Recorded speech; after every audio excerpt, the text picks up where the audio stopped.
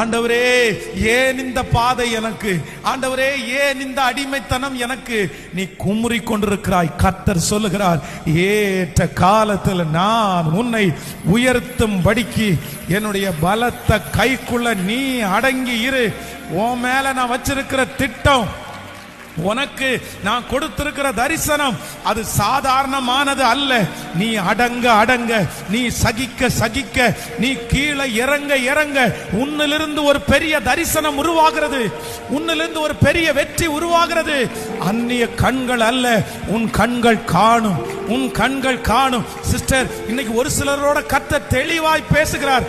நீ தேவனால் தெரிந்து கொள்ளப்பட்ட வல்லமையான பாத்திரம், நீ மகிமையான பாத்திரம், நீ அநேகரை ஊக்குவிக்கிறதற்காய் உண்டு பண்ணப்பட்ட தேவ பிள்ளை.